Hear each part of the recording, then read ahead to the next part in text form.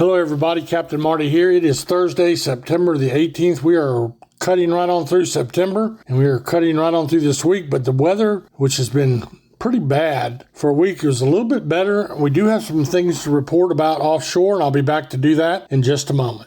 Ready to enjoy the Outer Banks the way it was meant to be enjoyed? Then you're ready to take the whole family to Jeanette's Pier in Nags Head. Start with a walk on the 1,000-foot-long pier to watch the sunrise or a reel in the catch of the day. Some of the best fishing on the East Coast is right here at Jeanette's Pier. Plus, Jeanette's Pier plays host to various events throughout the year, including professional surfing events. For the best day you'll have on the Outer Banks, go to Jeanette'sPier.net or give us a call at 252-255-1501. Jeanette's Pier, milepost 16.5, Nags Head. Fishing Ocracoke is the ultimate lifetime dream for a lot of people. Captain Ernest with Gecko Sport Fishing and the Drum Runner can help you achieve that dream to the fullest. Whether you're looking to go offshore for tuna, mahi, and billfish, or inshore for puppy drum, speckled trout, and more, Gecko Sport Fishing and the Drum Runner can go from 2 feet to 2,000 feet of water. Full day, half day, and evening trips are available. Call Captain Ernest at 252-921-0095. Gecko Sport Fishing and the Drum Runner. Make your Ocracoke fishing dream a reality. So as always, we start down in Hatteras, the offshore report down there, Wahoo. And Hatteras is the Wahoo capital of the world, and they're still catching 2 or 3, but it never has really gotten as good as it can get. Some of the locals down there told me, though, that really November is Wahoo month. So we'll get through October and have that to look forward to. They did have some good catches of mahi or dolphin, whatever you want to call them. They had some blackfin tuna and a few sailfish down there. I could not find anybody that was near shore fishing in their Hatteras fleet, but we did have somebody near shore fishing in the Oregon Inlet fleet, and they had a nice catch of sea bass. We haven't been talking about that intermediate and near shore stuff very much.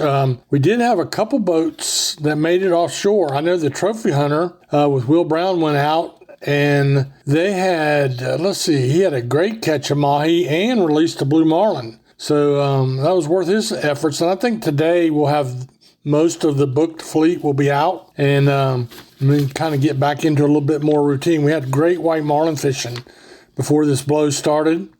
And we that bite went all the way from northeast of Oregon Inlet to Ocean City, Maryland. It was not uncommon for boats to have double figures of white marlin in a single day, and some way more. We had some boats with 20 white marlin in one day on one boat. And as you've heard me say in weeks past, we haven't had a white marlin season here in several years. Just a scattered white marlin.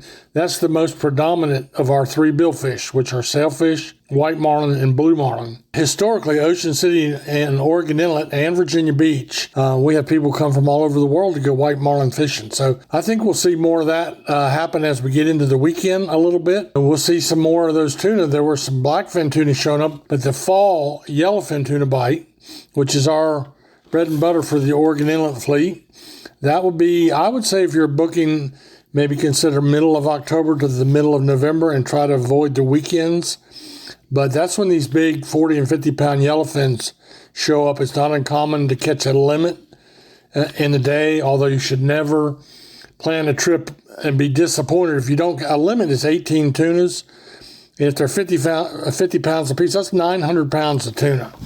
Now that's, really, really good. It doesn't always happen that way. You can get skunked as well. So keep that in mind.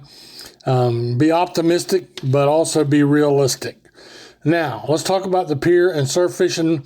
Most of it's going to be talking about the pier fishing. We've had a great drum bite all through this rough weather.